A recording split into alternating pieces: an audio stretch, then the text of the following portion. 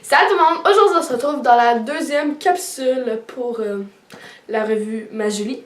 Donc aujourd'hui, je vais vous montrer comment faire des petites galettes à l'avoine, ma foi, délicieuses.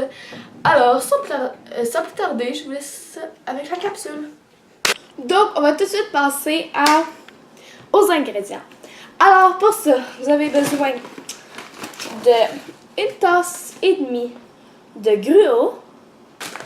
Vous avez aussi besoin de cassonade, donc vous avez besoin d'1 tasse et 1/4 de cassonade. Donc, j'ai ici de la cassonade comme ça, de la cassonade à l'ancienne. Mais vous pouvez tout de suite utiliser quelque chose de plus organique, donc de plus santé. Donc, j'ai ici du sucre de noix de coco qui peut très bien faire l'affaire. Vous avez aussi besoin de 1 tasse et demie de farine, donc farine normale, farine de blé. Vous pouvez opter pour quelque chose de plus santé aussi, ça dépend toujours des choses que vous préférez. Vous avez aussi besoin de poudre à pâte, donc une petite pincée comme d'habitude. Aussi une pincée de sel, donc n'importe quel. Moi j'ai choisi celui-là parce que c'est celui que j'avais. Et vous avez aussi besoin de vanille et d'un œuf. Donc, au niveau des ustensiles, on a besoin d'une maryse ou d'une cuillère en bois. On a aussi besoin d'un fouet, de tasses à mesurer. Donc, il y en a en plastique ou une en verre, ça peut aussi faire l'affaire. Vous avez besoin de 2 bols, donc un pour les ingrédients secs et un pour tout mélanger à l'intérieur.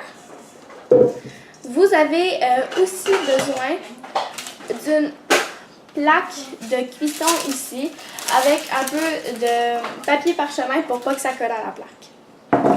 Donc on va commencer par venir prendre notre bol et venir mettre les ingrédients secs. Alors on va venir mettre 1 tasse et demie de flocons d'avoine ici ou de gruau.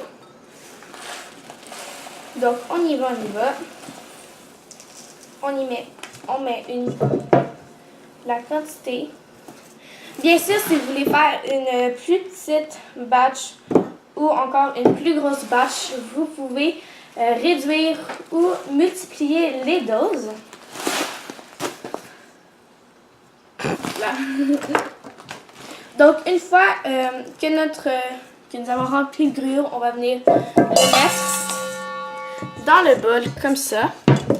On va aussi tout de suite mettre la farine la farine, le sel et le bicarbonate et la poudre à pâte. Si vous n'avez pas de poudre à pâte à la maison, vous pouvez mettre du bicarbonate de soude. Donc ça ressemble à ça, la poudre à pâte comme ça. Donc on en prend une petite pincée, ou peut-être 2 selon la pincée que vous avez pris, comme ça. Et on vient venir rajouter la farine, donc dans un quand même assez gros pot. Donc, ça ressemble à ça. Donc, juste pour vous montrer, on peut aussi utiliser des plus petites tasses à mesurer. Donc, il y a déjà l'inscription dessus. Donc, 1 tasse et demie, on va venir faire. Hop là. On peut aussi venir faire des égalisations. Donc, si vous n'avez pas d'une demi-tasse, vous pouvez utiliser 1/8 de tasse et juste en rajouter. Donc, 1/8 de tasse pour faire une demi-tasse, vous devez en mettre 4. Comme ça.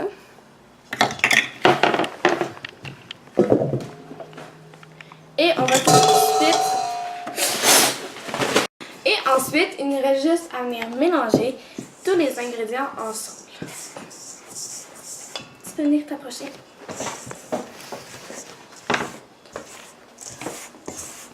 Donc, on mélange bien pour que ce soit homogène. Et ensuite, on va aller s'occuper des ingrédients secs. Alors, on va mettre ce plat-ci de côté. Et ensuite, il ne restera juste à venir faire les autres ingrédients. Et puis, former nos galettes. Donc, je suis en train de préparer la margarine ou le beurre. Donc, pour les ingrédients pas secs.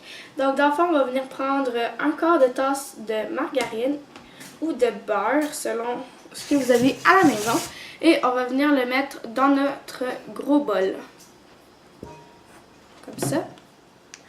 Donc, n'oubliez pas de vous laver les mains pour cette étape et même pour toute la recette. Faites très attention à ça. Donc, on ajoute notre beurre. Comme ça. Puis, ensuite, on va venir rajouter une tasse et un quart de cassonade. Alors, pour être sûr de mieux gérer pour pas que ça goûte trop la noix de coco, je vais rajouter juste un tout petit peu de cassonade, juste pour donner le vrai goût de cassonade. Et ensuite, rajouter le reste de sucre de noix de coco. Alors, je commence par venir mettre un peu de cassonade dans mon bol. Par la suite, je vais venir le tasser pour venir savoir où j'en suis. Donc, j'ai rajouté à peu près une demi-tasse et on va venir rajouter le reste en cassonade, en sucre de noix de coco, pardon. Donc, pour ceux qui se demandent, le sucre de noix de coco, ça ressemble à ça. Donc, ça ressemble c'est très similaire à la cassonade. Donc, on va venir rajouter une bonne quantité. Attends, j'ai pas... Donc, ensuite, une fois que notre cassonade et notre sucre de noix de coco est prêt, on va venir le mettre dans notre bol, comme ça. Et avec un fouet, on va commencer à mélanger. Au début, ça va commencer à venir mettre en petits cubes, comme ça. Mais on va venir rajouter les autres ingrédients, donc l'œuf. On ajoute l'œuf et la vanille. Donc, on ajoute un petit capuchon, pas trop non plus. Donc, ça c'est bien. Et on va venir mélanger le tout, juste à temps que ça forme une espèce de pâte homogène. Donc, on a aussi besoin de préchauffer notre four à 375 degrés Fahrenheit. Et on attend que ça préchauffe. Juste pour que vous sachiez à la maison, ça sent vraiment bon. Donc, ce qu'on a fait, c'est vraiment rendu très homogène. Donc, ça ressemble à ça, c'est un peu plus foncé à cause du sucre de noix de coco. Mais inquiétez-vous pas, ça va éclaircir rendu dans le four. Donc, ensuite, on va enlever notre fouet. Et on va venir rajouter petit à petit notre mélange d'ingrédients secs. Donc, on vient switcher pour une petite spatule, une maryse. On vient en verser à peu près d'un tiers dans notre autre bol. Et on vient mélanger juste à temps que ça forme une pâte. Faites attention les gens quand vous cuisinez. Ça peut salir les mains.